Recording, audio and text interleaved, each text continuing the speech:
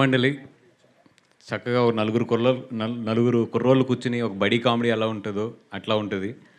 దీంట్లో ఏంటంటే ఎక్కువ యంగ్స్టర్స్ని, అంటే నాకు నిజంగా ఇట్లాంటి సినిమాలు తీయడానికి ఇన్స్పిరేషన్ జాతిరత్నాలు సార్.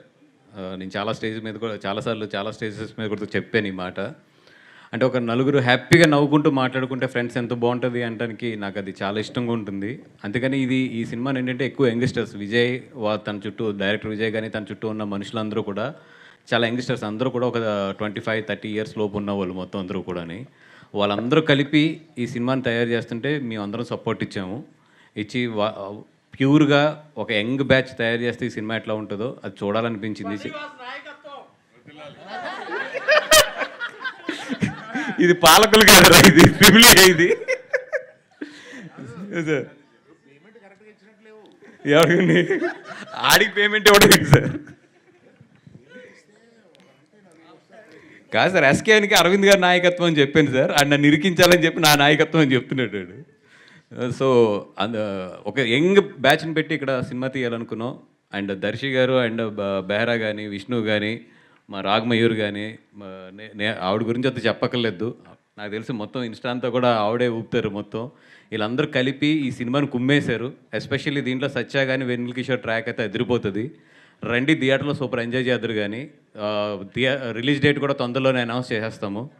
అండ్ ఇక్కడ నిజంగా నేను ముగ్గురికి స్పెషల్ థ్యాంక్స్ చెప్పుకోవాలి. అరవింద్ గారికి, మా జాతిరత్నాలు డైరెక్టర్ గారికి, అలాగే మా ఎస్కేఎన్కి. అంటే నీకు చెప్పాలా? సరే, ఓకే. అది sir, thank you so much. నిన్న ఈవినింగ్ మీతో మాట్లాడుతున్నప్పుడే నాకు అనిపించింది, నా లైఫ్లో మా ఫాదర్ కన్నా కూడా ఎక్కువ రోజులు మీతోనే స్పెండ్ చేసాం మేము. మా పేరెంట్స్ కన్నా కూడా, ఎస్కేఎన్ కానీ నేను కానీ అందరం కూడా ఎక్కువ రోజులు మా ఇంట్లో కన్నా కూడా మీ ఇంట్లోనే ఉన్నాము. అట్లాంటిది ఈరోజు మీ అందరం కూడా ఇంత ఎదిగి మమ్మల్ని ఎట్లా చూస్తాం మీకు ఎంత గర్వకారంగా ఉంటుందో, అట్లాగే మిమ్మల్ని చూస్తుంటే మాకు చెప్పాను కదా ఇందాక, గాడ్ ఫాదర్ అనే ఒక ఫీలింగ్ ఉంటుంది. అంటే గాడ్ ఫాదర్ అని వింటాము, బట్ మా లైఫ్లో అయితే దానికి కరెక్ట్ నిర్వచనం అయితే మాత్రం మాకు 100% అది అల్లు అరవింద్ గారే. మా అందరికీ కూడా గాడ్ ఫాదర్ అనే నిర్వచనానికి మాకు తెలిసిన డిక్షనరీలో అర్థం అయితే మాత్రం అదే అరవింద్ గారే. Thank you so much sir. Thank you so much for giving us all this life కానీ, ఇంత సపోర్ట్ కానీ. ఈరోజు మేమందరం కూడా బయటకు వచ్చి ఒకవేళ మేమందరం కూడా ఇంత బాగా పెర్ఫామ్ చేయగలుగుతున్నామంటే అది 100% అరవింద్ గారి ట్రైనింగ్. అది అరవింద్ గారు మా అందరికీ నేర్పిన ఒక క్రమశిక్షణనండి, లేదంటే ఒక విద్యనండి, ఏదైనా సరే. ఈరోజు ఎనీథింగ్ మీ ఇండస్ట్రీలో మీ అందరం ఏ అన్నా, బి అన్నా, సి అన్నా, అదంతా కూడా అరవింద్ గారిదే మొత్తం అంతా కూడా. అర్థమైంది సార్. ఇందాక ఏదో కోపం కొన్నారు కదా, 2 పొగిడితే బాగుంటుంది కదా, పొగుడుతుంది. అది కూడా కరెక్ట్ అంటే అట్లా. మా కోపమైనా మా ఆనందమైనా ఏదైనా మీరే సార్.